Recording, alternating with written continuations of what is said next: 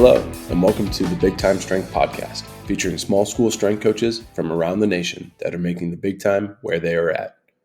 Before we get to the episode, we'd like to thank our sponsors that make this podcast possible.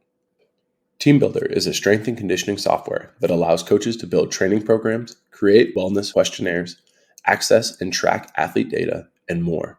Athletes can log data using phones, tablets, or laptops and can watch exercise videos so they know exactly what to do. Coaches can use the tools within the platform to monitor athlete recovery and readiness. Be sure to sign up now with code BigTime and you will gain access to a 30-day free trial. This episode is also brought to you by Powerlift. Taking your athletic facility from concept to completion can be a challenge. It is Powerlift's goal to make the process as seamless as possible from start to finish. Their weight equipment is made from the toughest materials that can withstand excessive use from coaches and athletes for years to come. It's sought after for its unique design, customizable appearance, affordability, and superior warranty that training facilities deserve. Powerlift helps design weight rooms with the athlete in mind, and they pride themselves on their ability to outfit athletic facilities based on a team's unique goals. That's why high schools, universities, professional sports teams, and athletic performance facilities around the world have chosen Powerlift to help maximize their strength training goals. Call Powerlift today to be contacted with a rep in your area and give us a follow on Facebook, Instagram, and Twitter to see for yourself why our clients are Powerlift proud. Finally, this episode is also brought to you by Vitruve. Vitruve is a velocity-based training system designed for colleges and high schools around the world. It is accurate, reliable, and affordable. The software is quick and easy to set up and use with a whole room of athletes simultaneously. Coaches have chosen Vitruve because it simplifies VBT and allows them to seamlessly integrate it on a daily basis. Check out Vitruve now for your school's free demo unit. Now, let's get to this week's episode. Hello and welcome to another episode of the BigTime Strength Podcast. Today we're going to be going through what it looks like for our strength and speed camp that we do during the summer at Mount Vernon High School here in Mount Vernon, Iowa. Just some background so people kind of know the demographics of Mount Vernon. Mount Vernon High School has about 400 students total, so 9 through 12. It's actually maybe just a little bit more than that, like up to 450, somewhere between 90 and 120 kids per class is where we're sitting at, I think, right now. So with that being said, we're not a very big school. And you can take everything I say with a grain of salt, depending on your situation and how you all implement. But our summer strength and speed program is such an awesome situation because we get to train more kids than we do during the school year in less time. And what I mean by that is we go all the way down to 5th grade through graduated seniors, and that's kind of our thing during the summer. And we'll take our weight room, which is actually really small. It's 1,800 square foot. It's got 9 racks in it, and if you'd go by the NSCA's recommendation of 100 square foot per athlete, we would be about half of what we should be because we cap out at 36 kids per class. We'll do 4 kids per rack. And obviously not very many schools are actually at that recommendation, but it's still a logistical deal. So what we do during the summer is we will take our kids and split them into 2 locations. So we'll take the weight room and we'll take half the equipment and put it down in our choir room. Our choir teachers, he's a great dude that loves supporting everything at Mount Vernon, and he's like, yeah, use my room. I'll change my lessons to the Performing Arts Center, and you guys can use that space. So super thankful for him, and allows us to actually have a really nice situation of 2 locations for basically like a station type feel. So we'll have this summer will be drastically different than last summer, which is really cool. Okay, because last summer we did not have a gym because our floor was getting resurfaced, repainted, resurfaced, everything. And then we didn't have a track or field that was done yet. So now our gym is back up and rolling, and we have a field and a track right outside the back door of our school. So now we have an additional location that we've never had before. So just super thankful for that. And so we'll have 4 locations that we're primarily at. We all have the track and the field. We'll have the gym and then we'll have the 2 weight rooms that we utilize. And those stations will be on rotation. So we'll start as one large group. That one large group will do leadership at the beginning, like a welcome, announcements, and leadership topic that we're talking about that week. And I'll intro that topic on a Monday. And then we'll roll right into like a group warm up. Where we start stationary, then we'll go slow, then we'll go high tempo, and then we'll get some speed drills in there, and then we'll break people up. So we'll get people to split up into 4 locations or 4 pods that they'll be moving with. So normally what I'll do is I'll say, okay, I need all the smart people over here, all the funny people over here, all the good looking people are here, and the leftovers over here, just like as a big joke, right? Like we'll change it every day, like how we split kids up.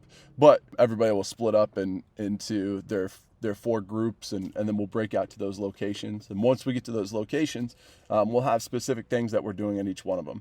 And you might be like, well, shoot, Preston, that's not optimal training, because sometimes a kid will start at a strength station rather than a speed station. And I totally agree. I think if you would put the highest central nervous system outputs first and be able to work it all the way down, that would be the best situation we could. But it just doesn't work with our logistics. And really what it comes down to is I'm not going to sacrifice time for just a little bit better of a flow for every single person, because it would mean we're there a lot longer, which obviously that means more time for the strength and speed camp, but then it takes away from all of our sport teams that need the gym, they need the field, they need the track, they need those things. So really what we were trying to do is limit the amount of time that we have our kids there so that they can go be kids, they can go train with their other teams, they can go do the things that they want to do during the summer. So when you look at that station situation, there's a lot of benefits of us being efficient. The downside is we have to have a lot of coaches. And I say it's a downside because like you have to recruit coaches, you got to get it done, all those type of things. But really, honestly, it might be one of the best things about camp for us. And here's what I'm saying is, if you ask our student athletes what they like about camp, they'll tell you, it stinks to get up early, but once they're there, it's awesome to work out with so many people and be around their friends and chase a goal and all that type of stuff. All of the like cliche things. What they really like the most is that we have former student athletes come back and help coach the camp. Okay, so we have people that have graduated, they've gone on, most of them are collegiate athletes, but some of them aren't, and they come back and they just invest in the next generation of Mustangs. And just, it's such a cool situation, because these are the people that our current Mustangs were watching through their high school career, right? And now they're coming back and they're pouring back into them. And I'm telling you what, there is, like you could give me a college strength coach or another high school strength coach and come in and help out, and I'd be happy. It would be nice, and it'd cause me to grow more. But one of the things that I love about bringing student athletes back to do it is they've been in camp for 6 or 7 years. They know our system, they know our culture, they know our expectations, they know the experience that they had. They want to be able to try to replicate that, and they just hit the ground running. And so there's just a little bit more of a connection there too. It's awesome. So if you'd have an opportunity at your school to get something started with former student athletes coming back and helping coach, I think it'd be awesome. An awesome situation for you, like it is for us. And along those same lines, this summer we have 10 coaches, and then we'll get like one sub to help out when coaches are gone. But when we have these 10 coaches, we have to have that many because we have so many of stations, right? So we want to have 2 coaches in the weight room, 2 coaches in the choir room, 2 coaches in the gym, and then 2 or 3 coaches at the field/track, and then 1 coach that just floats and just helps out wherever is needed, works on managerial type stuff, all that type of stuff. And so really when it comes down to it, we're just on rotation. So like if you're a weight room coach one day, the next day you're at the gym, next day you're at the field or the track or you're at the choir room. You hit all those spots, or you become the float. So you work on the managerial things, t-shirts, make sure that people are checked in, making sure the attendance is all right, doing the communication, that type of stuff, and then floating and like helping out where there's just a greater need that day. So one of the things that comes from this different perspective in different areas and being able to work with another coach is everybody has their job for the day, and then they can just crush it. So at the beginning of the day, we'll meet together as a group to like just go over who's got what's it look like, what are we trying to emphasize, like the coaching cues or points at each one of the stations or locations, and then they have the opportunity to just like grow as coaches. So if a student athlete wants to be a coach, especially a strength and speed coach, it's a great opportunity for them. A lot of our students, our former student athletes that come back, they're using it as an internship for their college. So like they'll end up getting credit for it also. We pay all of our coaches. And your question might be like, how do you pay 10 coaches? And this is something that I know coaches go a lot back and forth on. And I don't want you to think that you have to do it like us. Let's say it like that. My dad's school, where I grew up, there's no way in the world that he would ever charge his student athletes to come train at their own facility. He would just never do it. It's just not the location or the demographics that would be set up to do that and then do it in a good way. And I wholeheartedly believe that. And if I was there, I'd do the exact same thing as him. At Mount Vernon, we charge for each one of our student athletes. And I think there's a little bit of benefit to that. And our kids have come to know and expect that.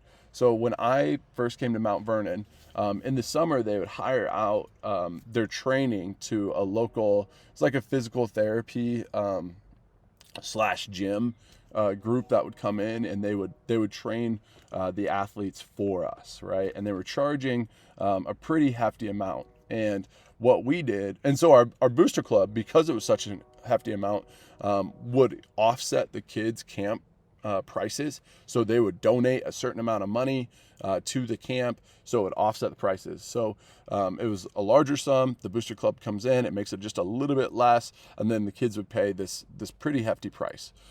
When we came and got rolling with strength and speed in the summer, what it looked like is we just tried to half everything. So we halved the cost, and from there, it was actually, parents were happy. It was a good situation. So it went from really a lot to a lot less, and it set us up in a good path. And now what we can do with that, just so that you know, is we can pay 10 coaches. And if you're like, oh my goodness, like you, instead of paying for all these coaches, you could get more equipment or any of that type of stuff.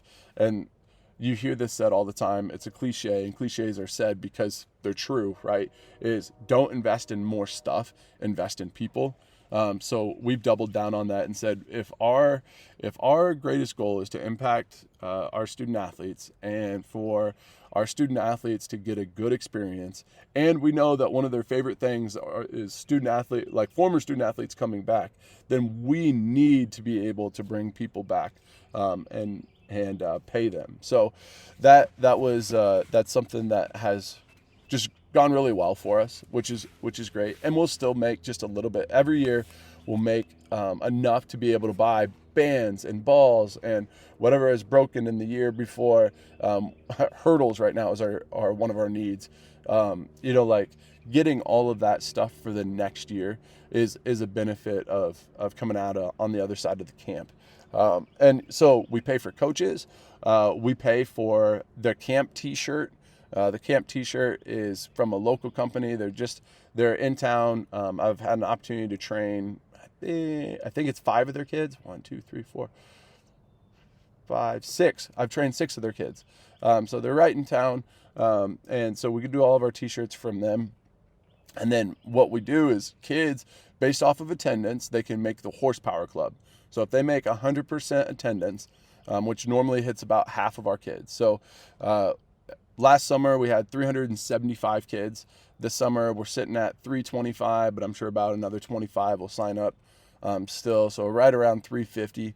We'll have 350 kids that come to camp. Half of those will make the horsepower club. So then we'll have another t-shirt that we do. Every year it's a black t-shirt. So we'll have our camp t-shirt that every single person gets that goes to camp. Okay. Then we'll have a black t-shirt that says horsepower club on the back for the people that make 100% attendance. And that is, that's just a way for people to be recognized for the dedication that they have during the summer.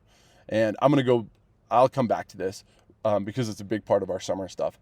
I really believe that we need to give kids every opportunity that we can to be a kid, to be with their family, to do camps, to do other things. So we have a system in place for that. So I'll come back to how you make the horsepower club. So those are 3 of our expenses so far. And the last expense that we have is a horsepower feed the stampede breakfast.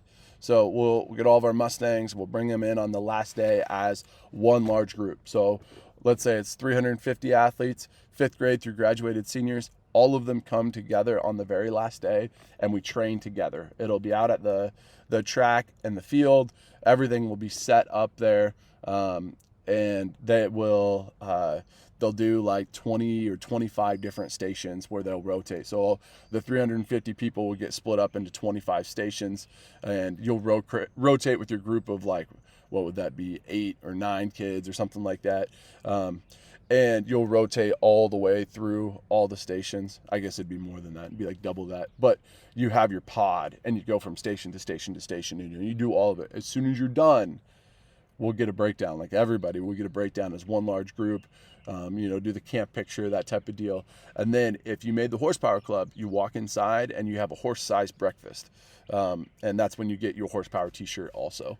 And so those are our expenses, right? The coaches, camp t-shirt, horsepower t-shirt, and the breakfast. And then everything else is we get to use for our fundraising basically for the next year. So like our budget for the weight room. And that has just worked out extremely well. This will be our 8th summer of doing this. And I have found that it's so enjoyable, it's so fun, and our kids just do such a great job with it. So that is an overview of what we do to like kind of set up how we structure things, right?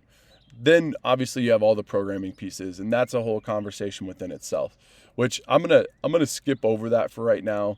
But I'll just give you categories, okay? So at the track and at the field, we'll have linear speed on the track. We'll have plyometric and med ball type drills on the field. We don't do any change of direction out there. And the reason why we don't do any change of direction is because not everybody has cleats. And we're just not going to do that there. So then what we'll do is in the gym, that's where we'll do some of our change of direction / agility type training. And then in the weight room, we'll have half of our equipment there. We'll do half of our strength program in there, and then the other half of the strength program will be in the choir room. And then literally you just rotate from one station to the next station to the next station until you're done.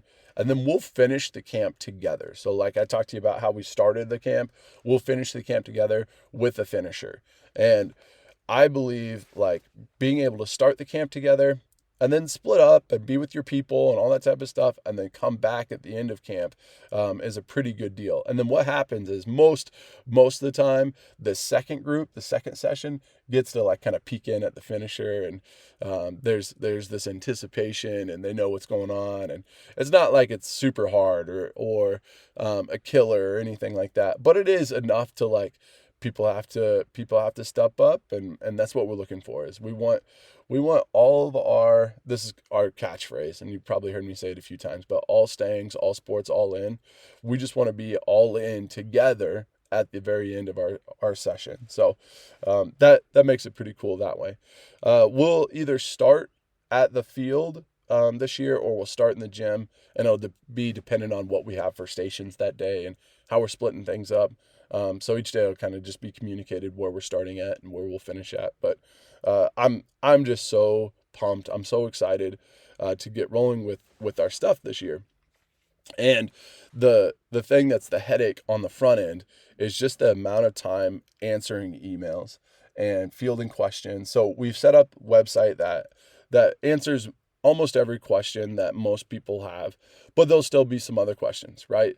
Some first-time parents they're bringing a kid, they have maybe a special circumstance, whatever it is, and it's a headache to have all the emails.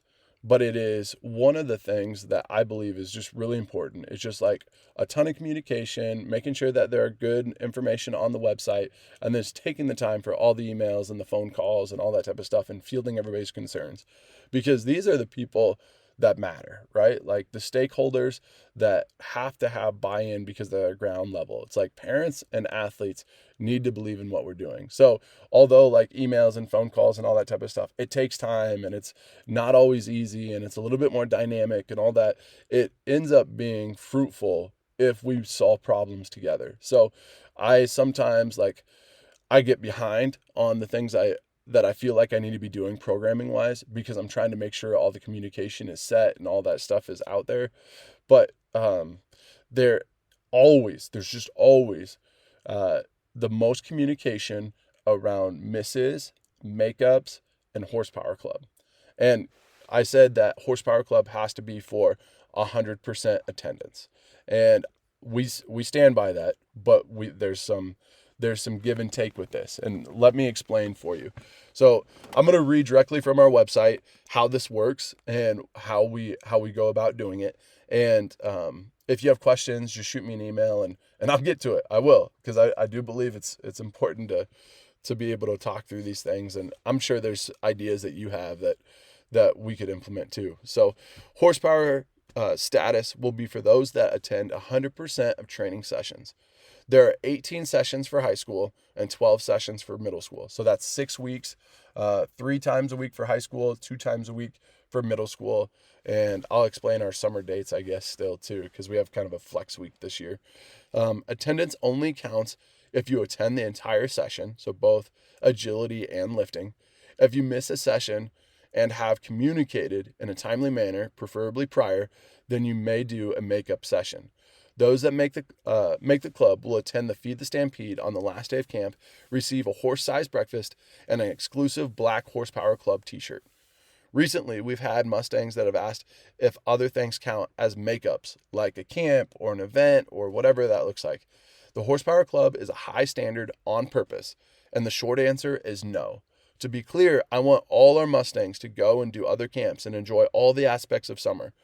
That is why we give makeup options found on this page. So if you go and you do a basketball camp and it's high intensity and all those type of things, I get it. I do. I get it. But if we're saying that your sport counts for strength and speed training, then we don't even need strength and speed training. Like if we're saying your sport covers what you need to do for your training, then there's no point to doing what we're doing in strength and speed. And obviously every strength coach knows in the nation that that's just not true. It's just educating people. So that's going to be one of my pursuits through this summer and into this next year is doubling down on that and explaining why it's important over and over and over that we get our strength and speed training consistently. So horsepower makeup procedure. If you miss a session and have communicated, then you may make up the session. If you miss a session, you must do the makeup workout the same day for it to count. If you do not complete the workout that day, you'll be unable to attain the Horsepower Club status unless communication has happened. You can be approved with prior communication to change the day you do your makeup if circumstances don't allow for same-day makeups, like a full-day camp or a week camp type thing. We must choose from the options below. These are the only options that count for makeups. Don't forget to submit your makeup workout via a Google form found at the bottom of the page. Make sure, you get all this stuff, and it's the honor system. You must complete the whole workout for it to count. Well, what I've found is most of the time, kids that are going to go above and beyond and try to hit the Horsepower Club, they're pretty trustworthy with it. So you might be like, wait, you don't offer makeup sessions? And we used to. Like Monday and Tuesday evenings at 7 p.m. or 8 p.m., we would have makeup sessions where kids, if they wanted to make the horsepower club, they had to make 100%. And let's say, I remember one of our kids, their family had a trip to like, I don't know, it was like way on the East Coast or something, and they were gone for a full week plus more, right? And this kid wanted to be a horsepower club, and we had a certain amount of makeup sessions that are available. So it was 12 of them, Mondays and Tuesday evenings, 6 weeks of it, right? So this kid ended up having to come, I think, almost every single time in the evening to make it, but he made it. Him and his little brother, they made it every single time. Well, the downside was I had to go in the evenings, during the summer, and obviously that's not conducive for our family. So eventually we came and we landed on this. And I'm not saying it's a perfect system. I truly do. But for me and my family, it does work out the best. So if you want to hop on our website, you can take a look at kind of our weight room options and then our body weight options. I think I have it so that everybody can see it instead of just Mount Vernon accounts. But really, that horsepower club, it's a big thing to a lot of our kids, and I love that because this next year we're also going to double down like on an attendance tracker. So we do attendance every day through Power School. It's our school management system, like grading and all that type of stuff. But I would like something that's more usable. Like for me, it's always spreadsheets. Like spreadsheets are way more usable to me because I can manipulate graphs and numbers and percentages and all that type of stuff really quick. So we're gonna have a Google Form dashboard type system that every day kids will come in and they'll just do a quick Google form.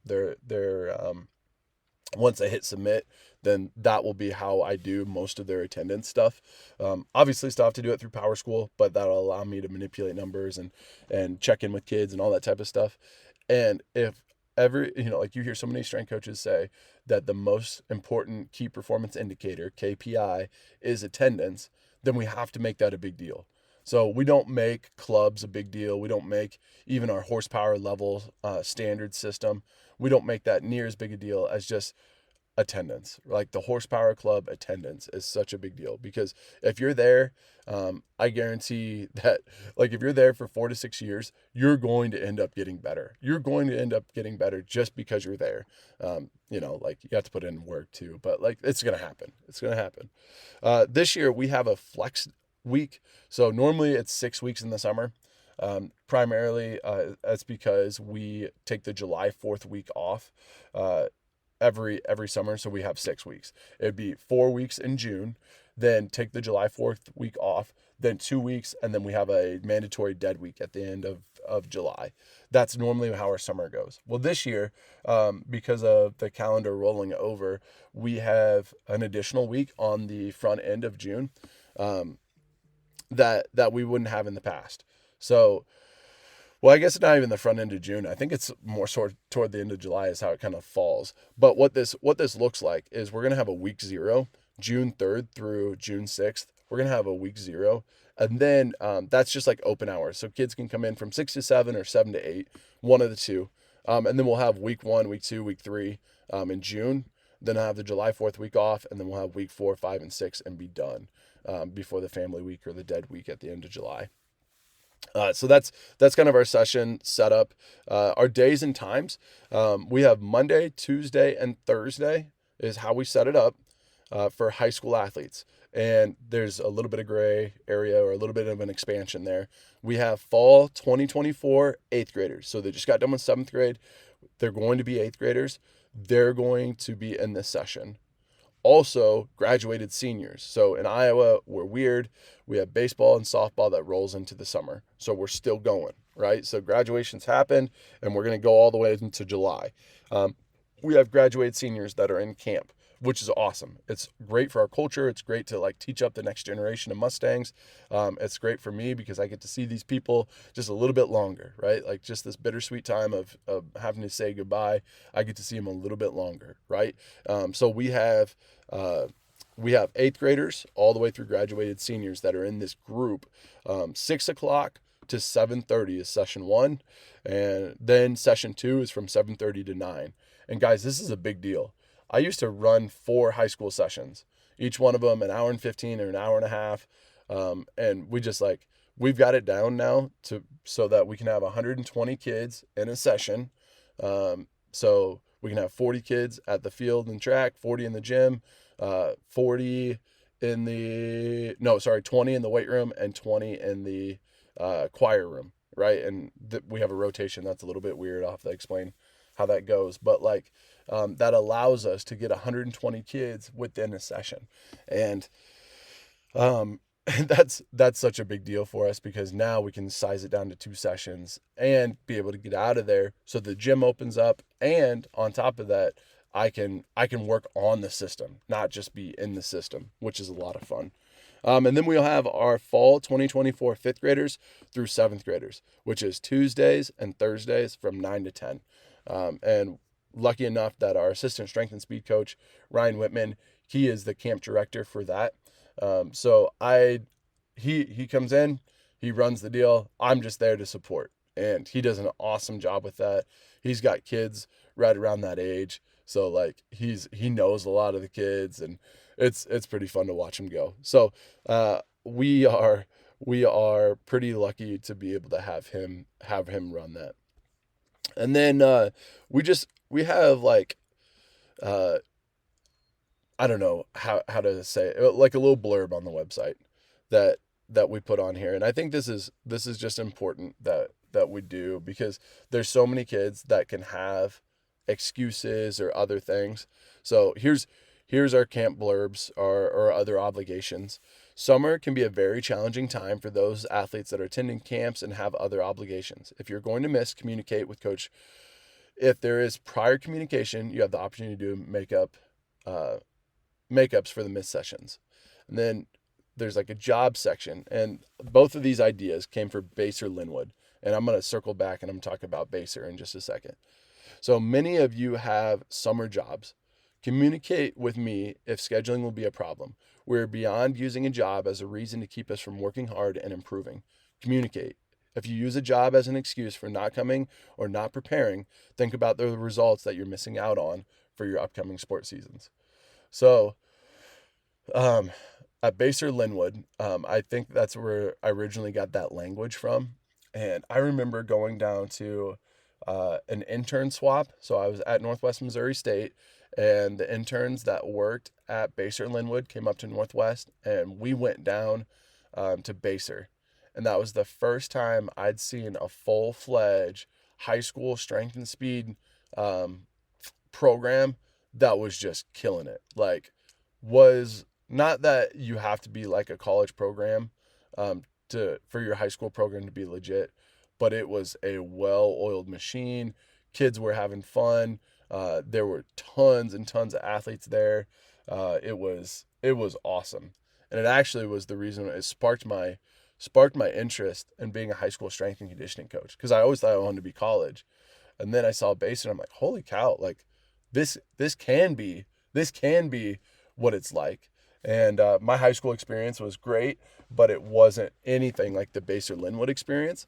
So being able to just see how they're doing it and what it looked like to do it at a high level was really good. And then Ross Suizo, who I think he went from coach to athletic director to now I think he's a private ventures type stuff, which I need to catch up with him again. But it is really cool to see. It was really cool just to see how a college strength coach had went to the high school level and just made it really, really, really good. And all that to say, when I got to Mount Vernon, I tried to model a number of things off of my past experiences, like most people do. So there are things in my high school experience that I tried to take, that I learned from my strength coach and my dad, who's also one of the strength coaches and the sport coach there, and then Joe Quinlan at Northwest Missouri State, and then Ross Suizo at Baser Linwood. That was like a mashup of what we're doing. And then I was talking to Tony Stewart at North Scott really early on, because he was doing some really awesome things at North Scott, actually for a long time. But he was one of the original people in Iowa that was doing it at the high school level. And man, it was just like trying to merge up all this stuff to make sure that it was a good experience for our kids. And I feel like we're putting out a good product now, and I'm enjoying it, which I think when the people that are in the system and working on the system and trying to keep the program rolling are really enjoying the things that we're doing, it makes it enjoyable for everyone. And I'm pumped up for that. I know that there's always headaches that come along with like large groups and systems and all that type of thing. But I think it's just another opportunity for problem solving. And man, it's something that I'm pumped for. So all right, that's all I'm gonna say. If you have questions on how we put together stuff or how we do our programming or just our setup in general, please reach out. I love helping field some of those things, and maybe if you got some things that you do that you feel is really good, I'm always trying to figure out how to make the summer camp better, because even though it's not the only thing that matters by any means. There's so much of the school year that is just a big deal. It does help set the tone. And it is something that kids remember because it's just a little bit different and it's a little bit special. And yeah, summer's just a really good time. So thank you for listening. We'll catch you next week.